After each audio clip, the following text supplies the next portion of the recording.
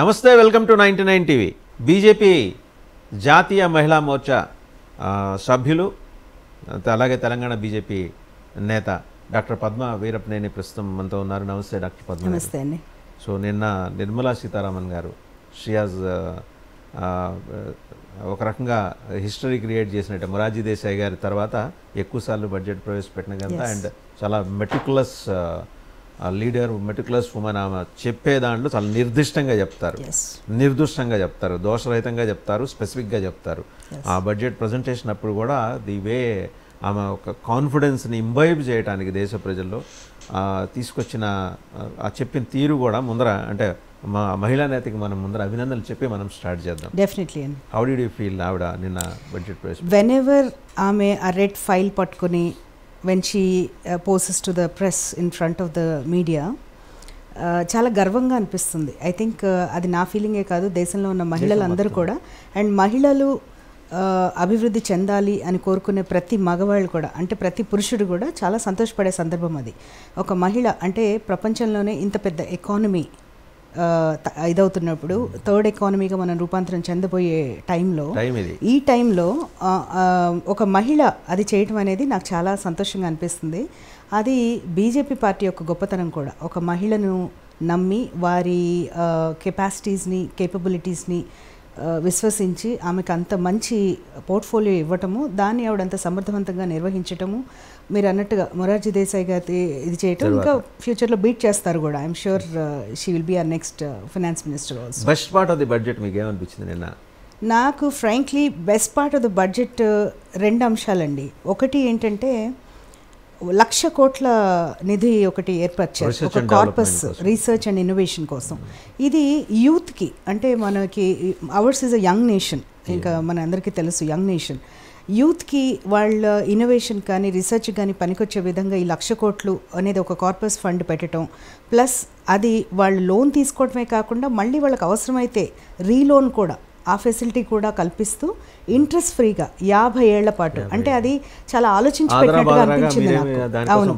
ఇప్పుడు say suppose ఒక student ఒక 20 ఏళ్ల వయసులోనో 18 ఏళ్ల వయసులోనో లోన్ తీసుకున్నారనుకోండి, మీరు ఒక టెక్నికల్లీ ఒక 25 ఇయర్స్కి వాళ్ళు జాబ్లో చేరారు అనుకుందాం, ఒక 10 ఏళ్ల తర్వాత, ఒక 10 ఏళ్ల యావరేజ్గా వేసుకుంటే, మీరు ఎప్పుడైనా కూడా జాబ్లో చేరిన వెంటనే మీరు లోన్ తీర్చే హడావుడి లేకుండా, అంటే వాళ్ళకి ఫ్యామిలీ ఫామ్ అవడము, కుటుంబపరమైన మెడ మీద కత్తి వేలాడకుండా వాళ్ళకి 50 ఏళ్ల పాటు వాళ్ళకి సమయం ఇచ్చారు.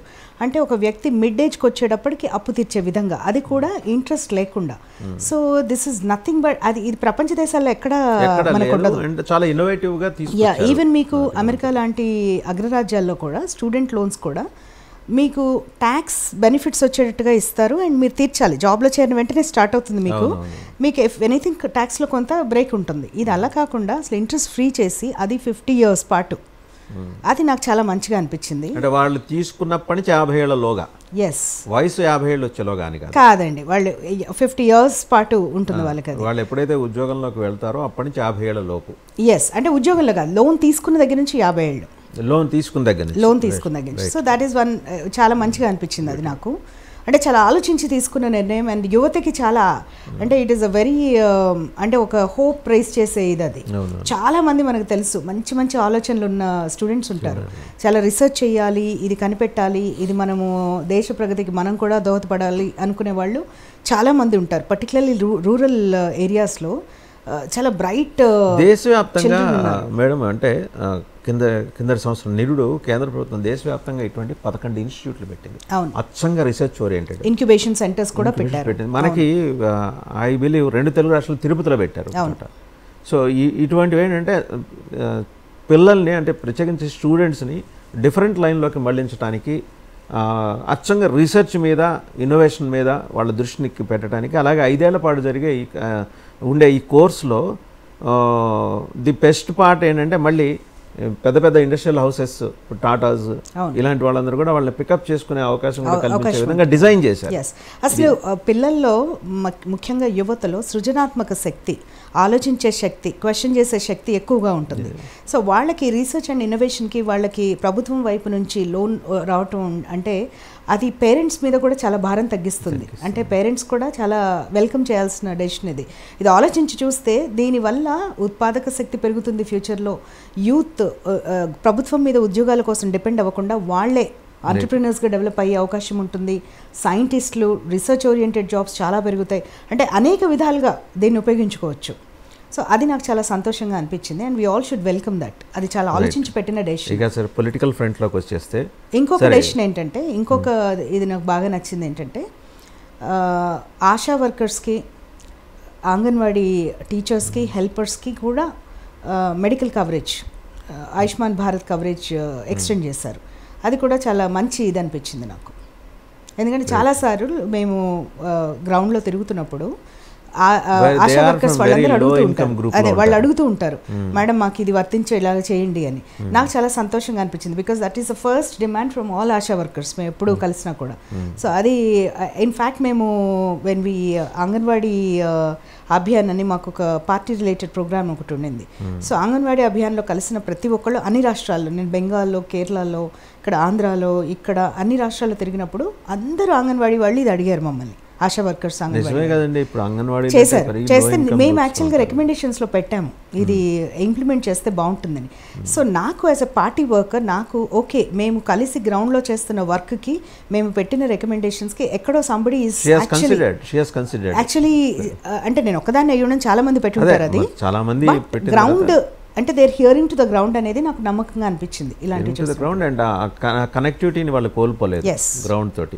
జనరల్గా పవర్లోకి వచ్చిన తర్వాత ఉండే కొన్ని హిండ్రన్సెస్ ఉంటాయి, వాటిని ఓవర్కమ్ చేసి ఫైనాన్స్ మినిస్టర్ దాకా దీన్ని తీసుకెళ్ళగలిగారు. బీజేపీలో ఆ గొప్పతనం ఉందండి. గ్రౌండ్ నుంచి ఇంక్లూజివిటీ అనేది ఒక కాన్సెప్ట్గా తీసుకున్నారు మోడీ గారు. అన్ని వర్గాల వాళ్ళని, అన్ని రంగాల వాళ్ళని కూడా కలుపుకోవాలి. ఇప్పుడు మీరు చూస్తే సింగిల్ విమెన్ ట్రావెలర్స్ ఉంటారు, వాళ్ళ ప్రాబ్లమ్స్ తెలుసుకోవడానికి ఒక కమిటీ ఏర్పాటు చేశారు.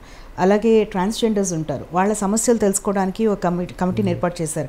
ఇటీవల చాలా పెద్ద ఒక గ్రూప్తో కూడా మీట్ అయ్యారు ఆయన కలిసి మాట్లాడటం, వాళ్ళ సమస్యలు తెలుసుకోవటము, వాళ్ళకి ఉన్న లెజిస్లేషన్స్లో ఉన్న సమస్యలు ఏంటి, ఇంకా ఏమన్నా ఆల్టరేషన్స్ చేయాల్సి ఉంటుందా, అమెండ్మెంట్స్ చేయాల్సి ఉంటుందా అని వాళ్ళ దగ్గర నుంచి కూడా ఆయన తీసుకోవడం జరిగింది. సో ఆల్ దీస్ థింగ్స్ ఇవన్నీ చూస్తుంటే ఏంటంటే డెఫినెట్గా they have the ear to the ground. So ఇంకా ఇంటర్మ్ అదే ఓట్ ఆన్ అకౌంట్ అయిపోయింది, ఇంకా your main focus is on general elections. BJP ప్రిపేర్డ్నెస్కి సంబంధించి ఎక్కడా లేని వింత సమస్యలు ఈ రెండు తెలుగు రాష్ట్రాలు, మీరు అంటే ఆంధ్రప్రదేశ్ కాదు కాబట్టి తెలంగాణకి సంబంధించి చూద్దాం. 26-27 రాష్ట్రాల్లో ఎలాంటి పరిస్థితులనైనా కూడా అధిగమించి అతిపెద్ద యూటర్న్ మాస్టర్ నితీష్ కుమార్ లాంటి వాడిని కూడా లొంగ తీసుకున్న మీరు తెలంగాణకు వచ్చేప్పటికీ ఎందుకని ఏం వెనక్కి పట్టుకొని లాగుతోంది బీజేపీని ఎక్సెల్ కాకుండా? ఇక్కడ నితీష్ కుమార్ని మేము లొంగదీసాం అంటాం కరెక్ట్ కాదండి. మీరు నితీష్ కుమార్ గారి పొలిటికల్ జర్నీ చూస్తే 18 years ఆయన సీఎంగా ఉన్నప్పుడు 15 ఏళ్ళు ఆయన బీజేపీతోనే సెల్ అయ్యారు. సో ఆబ్వియస్లీ ఆయన ఇండియా అలయన్స్తో వెళ్ళిన మాట వాస్తవం. ఆయనకి he's ambitious, no doubt about it. So ఆయన ఇండియా అలయన్స్లో ఆయనకి కుదరక అక్కడ రాహుల్ గాంధీనే ప్రొజెక్ట్ చేస్తున్నారు, ఇది కుదరదు. ఆయనకి of course is a very intelligent politician also.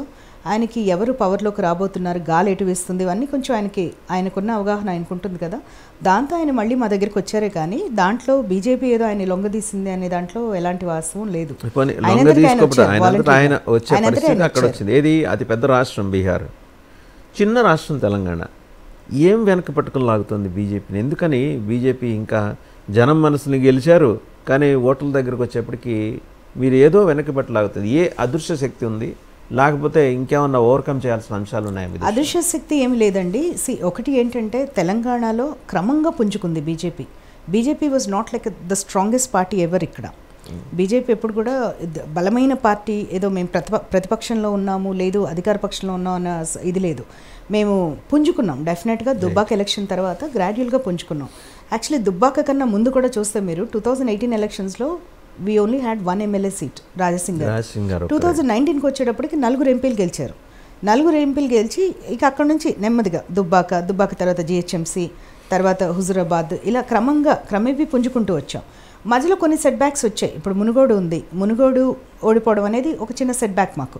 But నైతికంగా అక్కడ మేము గెలిచాం. ఒక్కొక్క ఊరికి ఒక్కొక్క ఎమ్మెల్యేని, ఒక్కొక్క మినిస్టర్ని పెడితే అధికార పక్షం అంతా ఎంటైర్ క్యాబినెట్ వాజ్ సిట్టింగ్. అధికార దుర్వినియోగం బహుశా మునుగోడులో, హుజురాబాద్లో జరిగినంత ఎక్కడా జరగలేదు. బట్ ఏంటంటే హుజురాబాద్లో కూడా మీరు గమనిస్తే కేవలం దళిత బంధు ఆ ఎలక్షన్ కోసమే తీసుకొచ్చారు. అందరికీ తెలిసిన విషయమే. అంటే అంత ప్రెషర్లో పెట్టినా కూడా అక్కడ గెలవగలిగాం, మునుగోడు గెలవలేకపోయాం.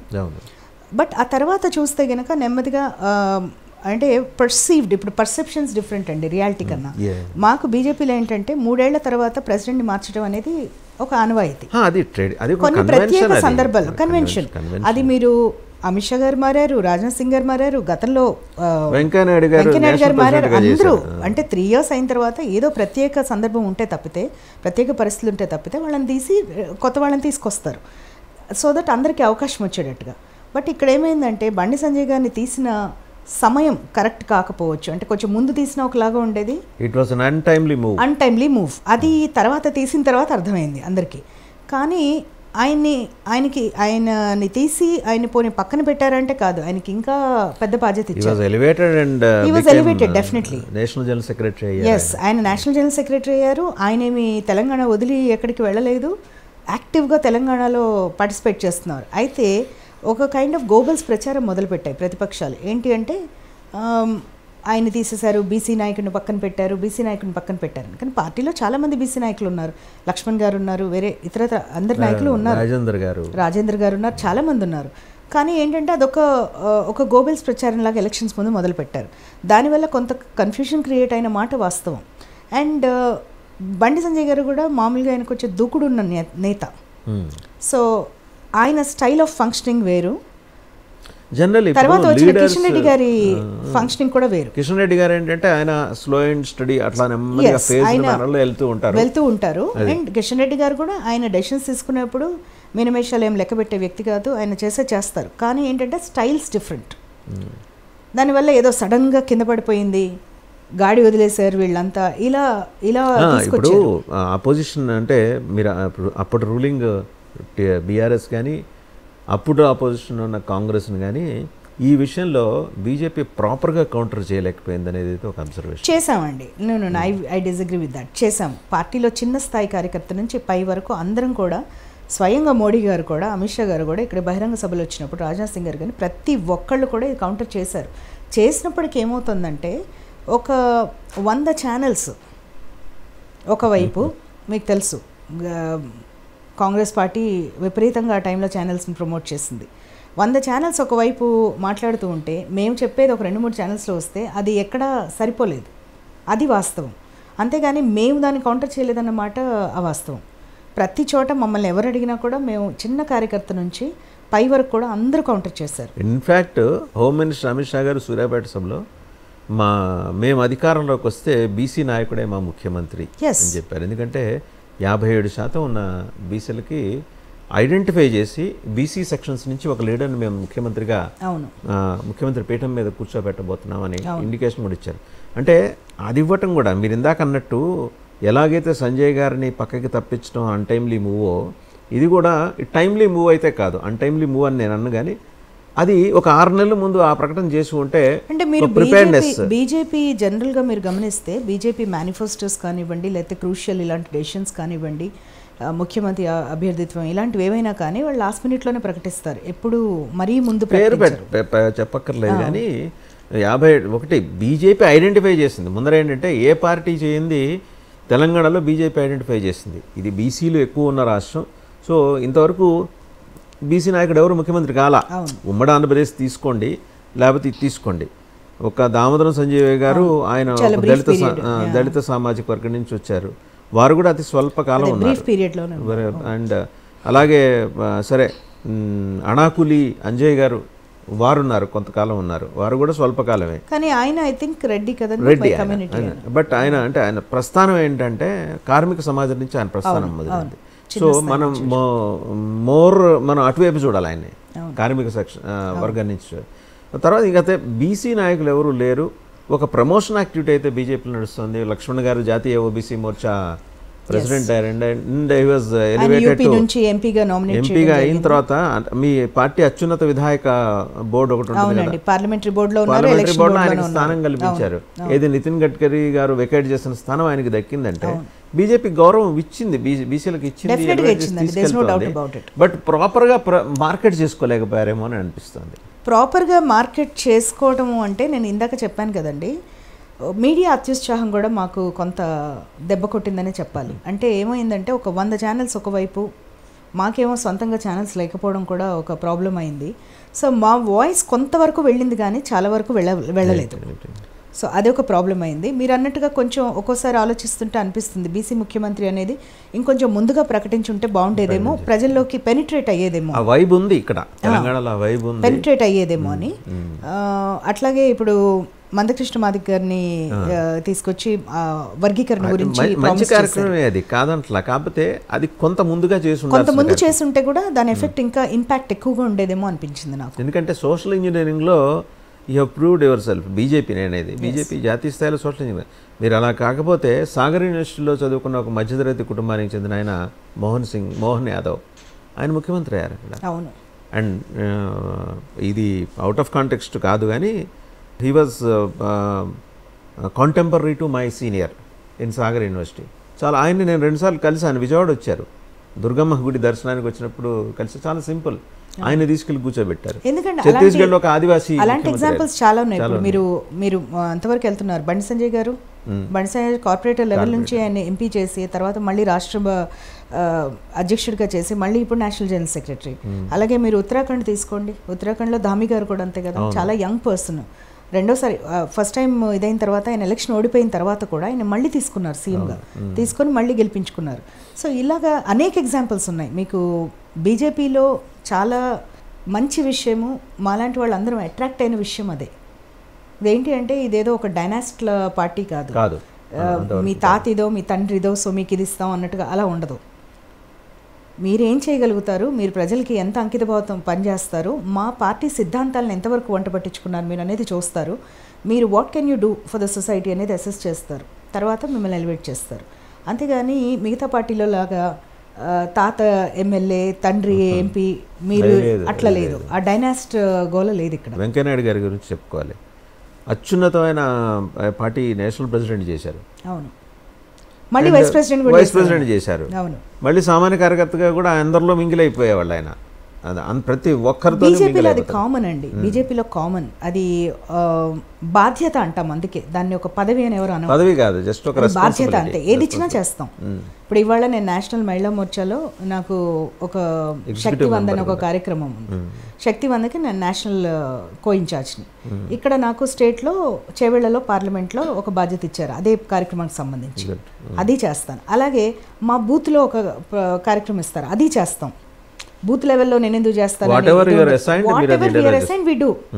దానికి అదొక బాధ్యత. ఇవాళ నేను ఈ నలుగురితో కూర్చొని మీటింగ్ చేయాలి, ఈ నలుగురిని నేను వెళ్ళి కలవాలి, అది నా బాధ్యత, చేస్తాను. అంతేగాని దానికి స్థాయి లేకపోతే గుర్తింపు ఇవి మేము పట్టించుకోము. ఎందుకంటే I strongly believe that there is 24/7 watch on all కార్యకర్తలు, ఎవరేం చేస్తున్నారు ఏంటి అనేది పక్కా ఐడియా ఉంటుంది సెంట్రల్ పార్టీకి. సో అందుకని మన పని చేసి మనం మన బాధ్యత నిర్వర్తించడం అంతవరకే. ఇక కమింగ్ టు పార్లమెంట్ ఎలక్షన్స్ అండి, సరే మీరు ఒక రకంగా మీ గ్రాఫ్ పెరిగింది ఏది అసెంబ్లీలో 1 నుంచి 8కి వెళ్ళారు. కాంగ్రెస్ అనూహ్యంగా వచ్చిన అవకాశాన్ని చేజిక్కించుకోవటం 14% మాకు ఇది కూడా పెరిగింది, ఓటింగ్ పెరిగింది, 14% చాలా పెరిగినట్టు. నేషనల్ జనరల్ ఎలక్షన్స్కి వచ్చేప్పటికి ఏంటంటే ప్రజల perception integration of the nation దాని మీద ఉంటుంది. అది మీరు ఎంతవరకు మీరు క్యాపిటలైజ్ చేసుకోగలుగుతారు అని అడుగుతున్నా. అంటే 17 పార్లమెంట్ స్థానాల్లో మీరు ఎన్ని మీ ఖాతాలో ఉజ్జాయింపుగా చెప్పండి. డెఫినెట్గా 10 క్రాస్ అవుతామండి, డెఫినెట్గా 10 క్రాస్ అవుతాం. ఒకటి ఏంటంటే భారతదేశంలో ప్రతి ఎన్నిక different, you cannot compare one election. Assembly వేరుగా ఉంటుంది, పార్లమెంట్ వేరుగా ఉంటుంది. పార్లమెంట్ వరకు వచ్చేటప్పటికి మాకున్న బలమైన ఆయుధము ఆర్ వాట్ ఎవర్ మీరు ట్రంప్ కార్డ్ అనండి ఏదనండి, ఇది ప్రతిపక్షాలు ఒప్పుకోక తప్పని పరిస్థితి. మోడీ గారు అనేది ఇవాళ ఒక బ్రాండ్ స్టేజ్ దాటి ఒక కల్ట్ దిశగా వెళ్తున్నారు ఆయన. సో మోడీని మించిన నాయకుడు స్వతంత్ర భారతంలో ఎవరు లేరు. మిగతా నాయకులను ఎక్కడ మనం పోల్చలేము ఆయనతో. ఎందుకంటే మిగతా నాయకులు ఇప్పుడు మీరు అనొచ్చు Indira Gandhi India is Indira is అది ఇండియా ఆ సమయానికి అది ఆ సమయానికి. కానీ ఆవిడ మీద అనేక ఆరోపణలు ఉన్నాయి, అనేక విధమైన అపవాదులు కూడా వచ్చాయి ఆమె మీద. కానీ మోడీ గారి విషయంగా వస్తే ప్రతిపక్షాలు కూడా ఆయన ఎక్కడా కూడా వంకపెట్టలేరు. ప్రతిపక్షాలు కూడా వంకపెట్టలేరు. కరప్షన్ యాంగిల్ అనేది చేయలేరు, నెపటిజం అనేది చేయలేరు ఆయన మీద ఆరోపణ.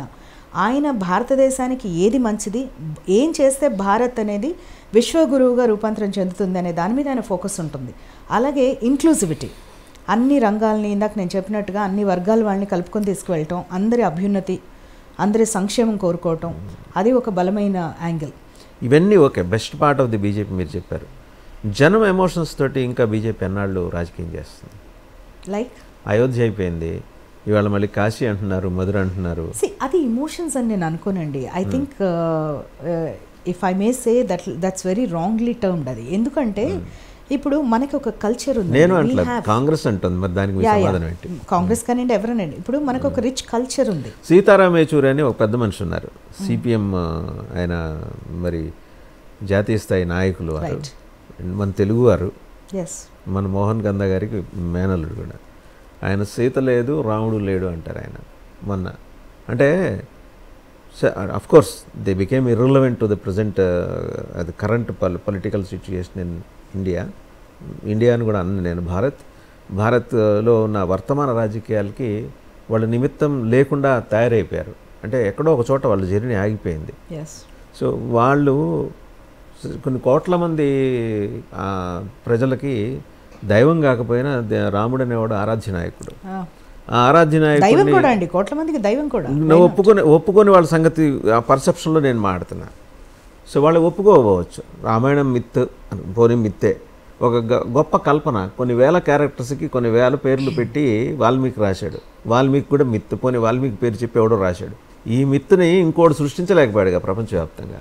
సో అంటే ఒక సెక్షన్ బీజేపీలో రేషనల్గా ఉండే ఒక సెక్షన్ ఏంటంటే దీని మీద కూడా ముందరికెళ్ళి జనాల్ని సెన్సిటైజ్ చేసే కార్యక్రమం చేస్తే బాగుంటుందేమో. మీ జర్నీ వింధ్య అవతలే ఉంది, వింధ్య దిగువకి మీరు రాలేకపోయారు. ఆ విషయంలో వస్తున్నాం డెఫినెట్గా. And the kind of response Ayodhya రాముడి సనాతన ధర్మాన్ని ఎకసక్కం చేసి ఎగతాళి చేసే స్టాలిన్లు ఉన్నారు మనకి. అండ్ ఆ గుడి గోపురాల ముందు దేవుణ్ణి బండబూతులు తిట్టిన పెరియార్ విగ్రహాలు పెడుతుంటే అడ్డుకోలేని ఒక నిస్సహాయత. Government of India has to take a call on that. ఒక సంప్రదాయాన్ని, ఒక ధర్మాన్ని మీరు నమ్ముతున్నప్పుడు దానికి సంబంధించిన ఒక ఆలయమో మందిరమో అక్కడ ఉన్నప్పుడు, తమిళనాడు సంగతి చెప్తున్నా, మీ ఆదాయం అంతా, తమిళనాడు ప్రభుత్వ ఆదాయం అంతా ఆలయాల టెంపుల్ టూరిజం మీద వస్తుంది మెజారిటీ. వస్తున్నప్పుడు తీసుకొచ్చి పెరియార్ రామస్వామి నాయకర్ విగ్రహం అక్కడ పెట్టడం అంటే ఎగతాళి చేయడం కదా. అన్నామలై గారు చాలా గట్టిగా ప్రొటెస్ట్ చేస్తున్నారు. దానికి గాను ఆయనకు వచ్చిన రివార్డ్ ఏంటో చెప్పమంటారా? ఒక పెద్ద ఆంగ్ల పత్రిక, పేరు నేను చెప్పను కానీ దాని అధిపతులు, వాళ్ళ పేరులో మళ్ళీ రాముడు ఉంటాడు, వాళ్ళు అన్నామలైకి సపోర్ట్ చేయొద్దని చెప్పేసి మిగిలిన మీడియా హౌసెస్కి they sent a message. So ఇంత జరుగుతోంది. ఇది జరుగుతున్నప్పుడు దీన్ని ఒక జాతీయ సమస్యగా బీజేపీ ఎందుకని ప్రొజెక్ట్ చేయలేకపోతే? పోరాటం ఒక్కడే చేస్తున్నాడు. నేనేది national headquarters also has to take a call అంట. ఇక్కడ వాట్ ఐ పర్సీవ్ ప్రాబ్లం ఏమవుతుందంటే, the minute we talk about culture, Hinduism, God, దేవుళ్ళ పేర్లు తీసుకోగానే మాకు ఆ ముద్ర బలంగా వేసేస్తారనమాట. ఇది ఒక మతతత్వ ఇదని. దానికి భయపడేది ఏమీ లేదు. మతతత్వ పార్టీ అంటే భయపడేది ఏమీ లేదు. మతతత్వం అంటే అర్థం ఏంటి? నువ్వు అర్థం లేకుండా పక్క మతాల మీద దాడి చేస్తే అది మతతత్వం అంటాం. ఎప్పుడు కూడా బీజేపీ చరిత్రలో ఎప్పుడు కూడా లేదు అది వేరే వాళ్ళ మీద దాడి చేయటం అనేది లేదు ఎప్పుడు కూడా. మాది మేము ప్రొటెక్ట్ చేసుకోమని చెప్తాం కానీ we will protect our selves. కల్చర్ని, హిందూయిజంని ప్రొటెక్ట్ చేసుకుంటాం కానీ వెళ్ళి ఇంకొక మతం మీద దాడి చేయటం అనేది జరగదు ఎప్పుడు కూడా. బట్ ఏంటి అంటే అది రాకముందే మొదలు పెట్టేస్తారు, అది ఒక డిఫెన్స్లోకి నెట్టడానికి. బట్ దానికి భయపడేది ఏమీ లేదు. భారతీయ జనతా పార్టీ కానీ సంఘ అనుబంధ సంస్థలు కానీ ఎవరు దానికి భయపడేది ఏమీ లేదు.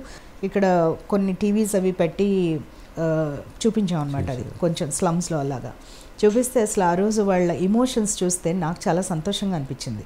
అంటే దే వర్ జస్ట్ క్రయింగ్, అంటే tears were just rolling down their cheeks అనమాట. ఎందుకంటే వాళ్ళకి అదొక అద్భుతమైన అనుభవం. అది తను పుట్టిన చోట తన మందిరం కోసం 500 ఏళ్ల పాటు శ్రీరామచంద్రమూర్తి పోరాడాడు అనే మెసేజ్ అయితే బలంగా తీసుకెళ్ళగలిగారు. శ్రీరామచంద్రుడు పోరాడాడు అనడం కన్నా కూడా మనందరినీ పోరాడేలా చేశాడు. ఎందుకంటే మీరు ప్రపంచ చరిత్ర చూస్తే ఎప్పుడు కూడా ఇంత బలంగా ఇన్నేళ్లు ఇంత శాంతియుతంగా సాగిన పోరాటం లేదు. 496 సంవత్సరాలు, 500 దగ్గర 500 సంవత్సరాలు.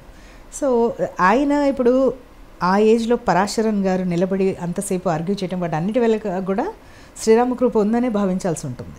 అంటే శ్రీరాముడు తనకి తగ్గట్టుగా చేసుకున్నారు. అంటే మనుషులు అందరు రావటం కానీ ఏదైనా కానీ అదంతా ఆయన కృపే. ఆయన ఫైట్ చేశారని నేను అన్ను, కానీ ఆయన తరఫున మనందరం ఫైట్ చేసేలాగా ఒక వాతావరణం ఇన్నేళ్ళు 5 శతాబ్దాలు పట్టింది. 500. బట్ స్టిల్ సరే, తర్వాత ఇంకా జ్ఞానవాపి ఇష్యూ మొదలైంది. ఎందుకంటే నేషనలిజం అనే కాన్సెప్ట్లో మీరు తీసుకెళ్ళగలుగుతున్నారు సరే, బట్ కాంగ్రెస్ని ఎలా కౌంటర్ చేయబోతున్నారు ఫైనల్గా చెప్పండి. కాంగ్రెస్ని కౌంటర్ చేయాల్సిన అవసరమే లేదని నేను అనుకుంటానండి. ఎందుకంటే చెప్తాను నేను, అసలు కాంగ్రెస్లో ఏముందని కౌంటర్ చేస్తాం చెప్పండి. What do they have? Functional ఇప్పుడు అక్కడ ఆర్గనైజేషన్గా ఏమైనా బలంగా ఉన్నారా? పోనీ లీడర్స్ బలంగా ఉన్నారా? ఒక నెరేటివ్ బలంగా ఉందా? ఒక యాక్షన్ ప్లాన్ ఉందా? నెరేటివ్ బలంగా ఉంది. ఏముందండి? మీరు పచ్చి మతోన్మాదాన్ని ఆయుధంగా పెట్టుకుని అది నమ్ముంటే ప్రజలు 2 సార్లు మాకు ఆ నెరేటివ్ మీద అయితే వాళ్ళు లేదండి. I disagree with that. ఇప్పుడు వాళ్ళు ఏదైనా చేయండి, వాళ్ళ నెరేటివ్ అంటున్నా, వాళ్ళు దాని మీద నిలబడే ఉన్నారంటున్నా. ఈసారి కూడా మిమ్మల్ని ఎక్స్పోజ్ చేయడానికి వాళ్ళ దగ్గర ఉన్న ఏకైక వెపన్ అదే అంటున్నా నేను. బట్ నేనంటుంది ఏంటంటే ఆ నెరేటివే నిజమైతే, ఆ నెరేటివే బలమైందైతే, దాంట్లో పస ఉంటే 2 సార్లు అధికారము బీజేపీకి వచ్చేది కాదు. ఇప్పుడు 3వ సారి డెఫినెట్గా వస్తుందని వాళ్ళే ఒప్పుకుంటున్న పరిస్థితి. మమతా బెనర్జీ బయటకు వచ్చేసారు, మమతా బెనర్జీ వచ్చేసారు, కేజ్రీవాల్ వచ్చేసారు, అన్ని ఎవ్రీబడి ఈయన వచ్చేసారు. మెయిన్ అసలు నితీష్ కుమార్ గారు వచ్చేసారు. మీరు ఒక చిన్న ఇదేంటంటే అసలు ఇప్పుడు భారత్ జోడో యాత్ర, రాదర్ భారత్ న్యాయ యాత్ర సెకండ్ పార్ట్ ఈయన వెళ్తున్నారు. వెళ్ళినప్పుడు మామూలుగా ఒక ఇండియా అలయన్స్ అని పెట్టుకున్నప్పుడు అందరు కలిసి చేస్తారు అనుకుంటాం మనం. బట్ మళ్ళీ ఆయన ఒక్కళ్ళే వెళ్ళటం, ఆవిడ అదే అన్నారు కదా Mamata Banerjee, I was not aware, I was not informed అని అన్నారు. అదే నేను ఆవిడ రాష్ట్రంలోకి వెళ్ళేప్పుడు చెప్పాలి అమ్మా, మేము మీ రాష్ట్రంలో చేసుకుంటున్నాం, మీరు కూడా మాతో కలిసి రండి, మన అలయన్స్లో ఉన్నారు. అసలు ఇండియా అలయన్స్ అనేది ఫార్మేషనే అది విచిత్రంగా అనిపిస్తుంది. ఎందుకంటే వాళ్ళకి ఒక కామన్ ప్లాట్ఫామ్ ఒక చోట కూర్చున్నారు, ఇంత ఓఎల్ఎక్స్ అంతా అని మాత్రమే తెలుసు, కానీ అంతకుమించి అక్కడ పాత సామాన్, అక్కడ ఉన్నదంతా పాత సామాన్. సీట్ షేరింగ్ గురించి వాళ్ళకి అభిప్రాయ భేదాలు ఉన్నాయి, ఎవరు ఎక్కడా తగ్గట్లేదు. వాళ్ళకు ఒక కామన్ ఎజెండా ఉందా? లేదు. కామన్ ఎజెండా ఒక్కటే, మోడీ గారిని దించడమే, అదొక్కటే వాళ్ళది. బట్ వాళ్ళకి అసలు ఒక మంచి నెరేటివ్ కానీ లేకపోతే ఒక యాక్షన్ ప్లాన్ కానీ ఇది చేస్తామని కానీ కామన్గా అందరు కలిసి ఒక బస్ యాత్ర లేకపోతే ఈ పాదయాత్ర ఏమీ లేదు. సో అసలు వాళ్ళ కన్వీనరే లేకుండా చేసుకున్నారు కదా. ఇప్పుడు ఫస్ట్ మీటింగ్ పెట్టిందే ఈయన నితీష్ కుమార్ గారు పాట్నాలో, ఆయనే పక్కకు వచ్చేసారు, బీజేపీ వైపు వచ్చేసారు. ఎందుకు? Because it's very clear to him that ఎక్కడికి వెళ్ళలేం వీళ్ళతో కలిసి, గమ్నే నేను వీళ్ళతో సేల్ అయితేనే బెటర్, నేను 15 ఏళ్ళు వీళ్ళతో ఉన్నాను, so I know at least how they work అన్నది ఇంతో వచ్చేసారు ఆయన. So and we welcomed it. Okay, మాకు ఆయన పాత మిత్రుడే, సో వచ్చేసారు. బట్ ఈ జనరల్గా ఏంటంటే ఇండియా అలయన్స్ అనేది అసలు ఇట్ విల్ పని చేయదు, అది అసలు ఫిజిల్ అవుట్ అయిపోతుంది అనేది డే 1 నుంచి చెప్తున్నాము మేము. లేదు కంబైన్డ్ వాళ్ళ 38% ఉంది, మీది 37% ఉంది, ఇలా మాట్లాడిన సందర్భాలు చాలా ఉన్నాయి మీడియాలో. ఐ రిమెంబర్ చాలా డిబేట్స్లో కూడా నేను వెళ్ళినప్పుడు వాళ్ళకి 38% ఉంది, మీకు 37% ఉంది, మీకు ఇంకా యాంటీ ఇన్కంబెన్సీ ఉంటుందని. బట్ ఏముందండి యాంటీ ఇన్కంబెన్సీ చెప్పండి? ఇప్పుడు ఎక్కడన్నా కనిపిస్తుందా మీకు యాంటీ ఇన్కంబెన్సీ అనేది? ఎక్కడా లేదు. ఇవాళ వికసిత్ భారత్ ఇది గవర్నమెంట్ ప్రోగ్రామ్, అది దానికి వస్తుంటే జనం అలా ఫాలో అవుతున్నారు. అక్కడికి వచ్చి వాళ్ళకి ఏమి వస్తాయి స్కీమ్స్, వాళ్ళు ఎలిజిబుల్ అవుతారా లేదా, ఇవన్నీ కూడా వాళ్ళు తెలుసుకోవడానికి అంత ఉత్సాహం చూపిస్తున్నారు. అంటే ప్రతి గడపకి అది మెసేజ్ వెళ్ళిపోయింది దట్ మోడీ గారు అందరికీ ఏదో ఒక బెనిఫిట్ చేయడానికి చేస్తున్నారు. కుల మతాలకి ప్రసక్తి లేకుండా అర్హుడైన ప్రతి ఒక్కళ్ళకి ఏదో ఒక స్కీమ్లో ఏ విధంగా చేయగలుగుతాం అనేది, సంక్షేమం అట్లా అని అభివృద్ధి కూడా కుంటుపడకుండా అభివృద్ధిని కూడా జాగ్రత్త తీసుకుంటారు. మీరు నిన్న నిర్మలా సీతారామన్ గారు రిపోర్ట్ చేశారు, నెక్స్ట్ ఇయర్ 5.1% ఫిస్కల్ డెఫిసిట్ జీడిపిలో, విచ్ ఇస్ అమేజింగ్. అంటే ఇప్పుడున్న పరిస్థితిలో మనకి ఈ జియోపొలిటికల్ స్ట్రెస్లు కానివ్వండి, 2 వార్స్ నడుస్తున్న పరిస్థితిలో ఇంత స్లో డౌన్ అయిపోయిన ఎకానమీస్లో కూడా అంత జాగ్రత్తగా ఫిస్కల్ ఇది డెఫిసిట్ మెయింటైన్ చేయడం అనేది it's not a joke. So thank you Padma garu, thank you very much. So doctor Padma Veerapaneni చాలా కాన్ఫిడెంట్గా ఉన్నారు. 10 సీట్లకు పైబడి బీజేపీ తెలంగాణలో గెలుచుకుంటుంది పార్లమెంట్ సీట్లుని. అదే సందర్భంలో ఏంటంటే నిర్మలా సీతారామన్ గారి బడ్జెట్లో కొన్ని సేలియంట్ ఫీచర్స్ని కూడా ఆవిడ ఎక్స్ప్లెయిన్ చేయగలిగారు. 1,00,000 కోట్ల రూపాయల బడ్జెట్ రీసెర్చ్ అండ్ ఇన్నోవేషన్ మీద పెట్టడం, అలాగే ఈ స్టూడెంట్స్ హైయర్ ఎడ్యుకేషన్ కోసం తీసుకున్న లోన్స్ తీసుకున్నప్పటి నుంచి 50 ఏళ్ల లోపు ఇంట్రెస్ట్ ఫ్రీ పే చేయడానికి ఒక వెసులుబాటు కల్పించడం బహుశా ప్రపంచ చరిత్రలో ఎక్కడా జరగలేదనేది. So BJP దూసుకుపోతోంది. కాంగ్రెస్ని కౌంటర్ చేయడం కోసం ప్రత్యేకంగా అదనపు శక్తి సామర్థ్యాలు ఎనర్జీస్ బీజేపీకి అవసరం లేదు. దానంతటా అదే కాంగ్రెస్ కొలాప్స్ అవుతుందనే అభిప్రాయాన్ని ఆమె వ్యక్తం చేస్తున్నారు. Thank you very much. Thank you.